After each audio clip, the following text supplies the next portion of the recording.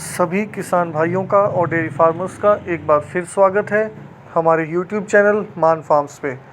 तो फ्रेंड्स, आज की वीडियो टोटल लेके आए हैं न्यूट्रिशन के ऊपर, फीड के ऊपर। जो मेन तरह की खल होती हैं, जैसे आपके कॉटन सीड है, बिनोले की खल, मस्टर्ड है, सरसों की खल, ग्राउंडनट है, मूंगफली की खल या सोयाबीन DOC है। जो मेन खल इंडिया में अवेलेबल हैं, जो अलग अलग डेयरी फार्म्स पे यूज़ होती हैं, आज उनके बारे में डिटेल से डिस्कस करेंगे। उनमें कितना प्रोटीन होता है, कितना फ़ैट होता है और किस खल को आप ज़्यादा यूज़ कर सकते हो, किसको आपको कम मात्रा में यूज़ करना है, किसके ज़्यादा फ़ायदे हैं, किसका नुकसान है। तो इनके बारे में जो कंप्लीट डिटेल है वो आज डिस्कस करेंगे, जिससे कि आपको भी थोड़ी आसानी होगी। जो किसान भाई अपना खुद का फीड बनवाते हैं, जो फीड मिलर के पास जाके अपने खुद फार्मूले से फीड बनवाते हैं, तो उनको भी आसानी होगी, उनको आइडिया लग जाएगा कि आप कितना इस्तेमाल कर सकते हो किसी भी खल को जो आप फीड बनाओगे उसके अंदर। उससे आपका एक बेहतर फीड फार्मूला तैयार होगा, जिससे आपका एक ज़्यादा अच्छा फीड के अंदर बैलेंस बनेगा और आप अच्छा अपने जो फार्म पे मिल्क और फर्टिलिटी मेंटेन कर पाओगे। क्योंकि ये जो सभी खल होती हैं, इन सभी की जो वैरायटी है, इन सभी का जो प्रोटीन फैट कंटेंट है वो सब अलग अलग है। और एक चीज़ और भी है इसमें कि ये सभी खल जो हैं सब एरियाज़ में अवेलेबल भी नहीं है, तो आप देख सकते हो अपने एरिया के हिसाब से। तो ये हमने प्रॉपर इसके नोट्स बना रखे हैं जो मैं आपको डिटेल में एक्सप्लेन करूँगा। सबसे पहले हम बात कर लेते हैं कॉटन सीड केक की। जो कॉटन सीड केक है, इसको बिनोला खल भी बोलते हैं और ये हमारे नॉर्थ इंडिया साइड में तो बहुत ज़्यादा यूज़ होता है। हमारा हरियाणा, पंजाब, राजस्थान और नीचे भी यूज़ होता होगा, क्योंकि महाराष्ट्र, गुजरात साइड भी कपास की खेती बहुत ज़्यादा होती है, तो वहाँ पर भी ये खल काफ़ी यूज़ होती होगी। इसके अंदर जो प्रोटीन कंटेंट है वो तो बहुत अच्छा है, 35 से 42% है। ये जो TDN है ये होता है इसका कितना टोटल डाइजेस्टेबल न्यूट्रिएंट्स है। सिंपल भाषा में हम बोलें तो ये कितना हजम होगा एक एनिमल को जब वो उसको खाएगा, कितना वो डाइजेस्ट होगा। तो इसका जो TDN है वो लगभग 75 से 78% है, तो काफ़ी अच्छी डाइजेस्टिबिलिटी है। ये जो फाइबर है और फैट है, फैट मतलब कितना ऑयल इसके अंदर रह जाता है। इतना ज़्यादा वेरिएशन हमने क्यों लिखा है कि 3 से 11%। तो ये जो प्रोसेस होता है ये डिपेंड करता है कि ये जो बिनोला खल है, जो तेल निकालने का प्रोसेस है कॉटन सीड से, वो कौन सा प्रोसेस अपनाया गया है। क्या वो एक्सपेलर वाला प्रोसेस है, क्या वो सॉल्वेंट एक्सट्रैक्टेड वाला प्रोसेस है। तो जो सॉल्वेंट एक्सट्रैक्टेड वाले प्रोसेस होते हैं उसके अंदर जो ऑयल कंटेंट है वो काफ़ी कम हो जाता है, क्योंकि खल के अंदर, क्योंकि ये जो सॉल्वेंट एक्सट्रैक्शन वाला प्रोसेस है इसमें ज़्यादातर ऑयल आपका बाहर निकल जाता है। तो इसके अंदर जो आपका फैट कंटेंट है वो सिर्फ 2 से 3% रह जाता है। और एक्सपेलर वाले में आप देखोगे उसमें आपको 8, 10, 12% तक भी ऑयल मिल जाता है। तो ये जो फैट का रेशियो है डिपेंड करता है आपके प्रोसेस पे। इसके अलावा इसके अंदर एक बहुत ही बड़ा एंटी न्यूट्रिशनल फैक्टर है। इससे ये मतलब है कि आपको न्यूट्रिशन पे ये बहुत ज़्यादा असर डालेगा अगर आप इसको ज़्यादा मात्रा में यूज़ करोगे।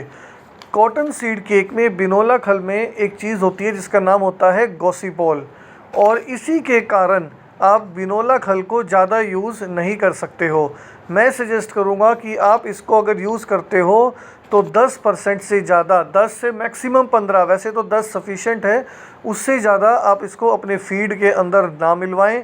वैसे तो जो रूमिनेंट्स होते हैं, रूमिनेंट्स कौन से पशु हैं, ये जो जुगाली करते हैं, जैसे हम गाय भैंस रखते हैं, ये तो फिर भी गॉसिपोल को अपना बचाव कर सकते हैं गॉसिपोल से, क्योंकि इनके र्यूमन के अंदर पहले से ही डिटॉक्सिफिकेशन मैकेनिज़्म होता है। लेकिन गड़बड़ कहाँ होती है? गड़बड़ तब होती है या तो जो एनिमल है उसका डिटॉक्सिफिकेशन मैकेनिज़्म ठीक से ना काम कर रहा हो, या ये जो गॉसिपोल की मात्रा है आपने ज़रूरत से ज़्यादा डाल दिया है। जो कॉटन सीड केक है वो फीड में आपने 20-30% यूज़ कर दिया है, जिसकी वजह से जो उसका र्यूमन के अंदर जो मैकेनिज़्म है डिटॉक्सिफाई करने का वो एक्स्ट्रा हो रहा है। आपका ये जो गॉसिपोल है वो एक्स्ट्रा हो रहा है, जितना कि वो उसकी कैपेसिटी है उसको डिटॉक्सिफाई करने की। तो गॉसिपॉल की वजह से हमें इसका जो कॉटन सीड का है न्यूट्रिशन है कॉटन सीड का, उसको ये बहुत ज़्यादा अफेक्ट करता है। तो मैं सजेस्ट करूँगा आप 10-12% से ज़्यादा जो बिनोले की खल है उसको फीड में ना यूज़ करें, क्योंकि गॉसिपॉल ये एक जो एंटी न्यूट्रिशनल फैक्टर है वो काफ़ी आपको दिक्कत दे सकता है, क्योंकि वो फर्टिलिटी को भी बहुत ज़्यादा अफेक्ट करता है। अगर आप इसको बहुत ज़्यादा मात्रा में यूज़ करोगे तो आपके एनिमल्स में लॉन्ग टर्म में फर्टिलिटी का इशू भी आने लग जाएगा।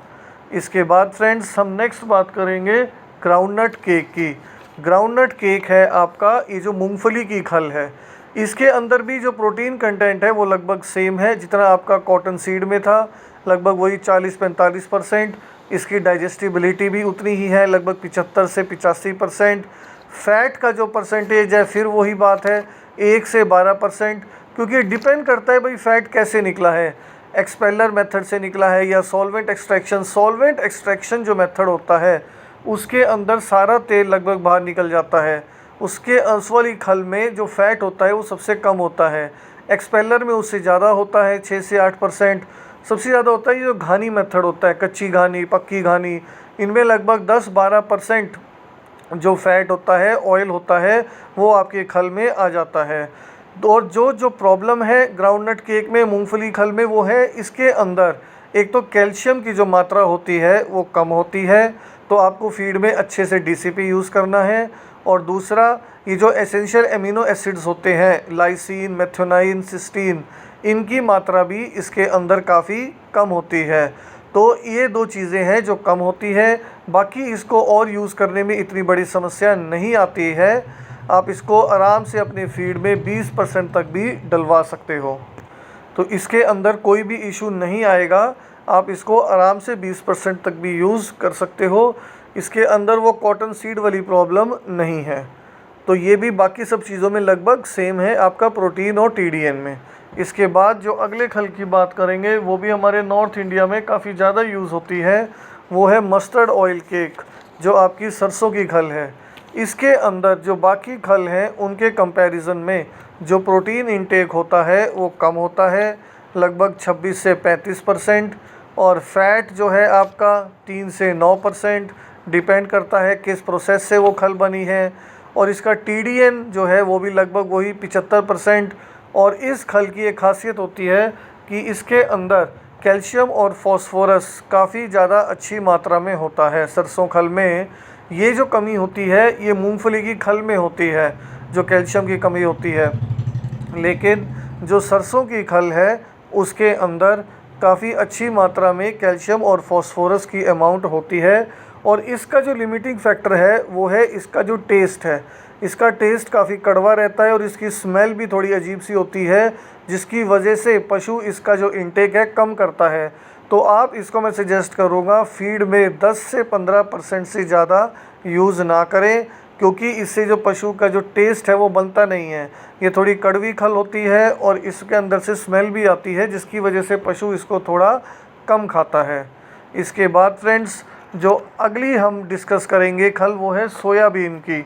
सोयाबीन डीओसी है, डी ऑयल केक। अगर आप एचएफ या जर्सी का फार्म चला रहे हो तो सबसे अच्छी जो डी ऑयल केक या खल आप कह सकते हो मानी जाती है वो है सोयाबीन की। उसके पीछे कई कारण हैं। सबसे पहला कारण तो है इसका जो प्रोटीन कंटेंट है वो सबसे ज़्यादा है, लगभग 45 से 50% का इसके अंदर प्रोटीन वैल्यू होती है, जो बाकी किसी भी खल से ज़्यादा है। दूसरा जो इसका टीडीएन है वो 80%, कई बार तो 85% तक भी पहुंच जाता है। इसकी जो डाइजेस्टिबिलिटी है वो भी सबसे ज़्यादा है बाकी किसी भी खल के कंपैरिजन में, जिनकी लगभग एवरेज 75% तक की आपको डाइजेस्टिबिलिटी मिलेगी। वहीं पे जो आपका सोयाबीन का डीओसी है उसकी आपको लगभग 80% तक डाइजेस्टिबिलिटी मिलेगी और 85% तक भी इसकी हो जाती है बहुत आराम से। इसके अलावा जो फैट का कंटेंट है वो 1 से 3% है। ये बाकी जो आपकी खल है उसके मुकाबले थोड़ा कम है, लेकिन जो एचएफ और जर्सी एनिमल हैं उनको जो फैट है 3 से 4% फैट उनका सफिशिएंट होता है अगर आप उनको फीड में दे रहे हो तो। बाकी तो जो फैट है वो आप अपने बाईपास फैट से भी कवर कर सकते हो। इसके अलावा इसका जो अगर रेट की बात करते हैं तो इस जो सोयाबीन डीओसी है इसका जो रेट है वो बाकी सभी कल से थोड़ा ज़्यादा रहता है, लेकिन इसके अंदर कोई भी ऐसा फैक्टर नहीं है न्यूट्रिशन वाइज जो इसको लिमिट कर सके। इसको आप 20% भी यूज़ कर सकते हो, 30% भी, लेकिन इसका प्राइस थोड़ा हाई रहता है, तो अपने प्राइस के अकॉर्डिंग आप मैनेज करके ही इसको यूज़ करना। तो फ्रेंड्स, आपको मैंने सभी खलों के बारे में डिटेल से बताया है जिससे कि आपको अच्छे से आइडिया लग सके कि आपको फीड के अंदर कौन सी खल यूज़ करनी है और कितने अमाउंट में यूज़ करनी है, ताकि जो आपका जो फीड है वो प्रॉपर बैलेंस बने और आपको मैक्सिमम प्रॉफिट अपने फार्म से मिले। तो फ्रेंड्स, आप इस वीडियो से हेल्प लेके आप अपना फीड तैयार कर सकते हैं। सभी फ्रेंड्स का धन्यवाद।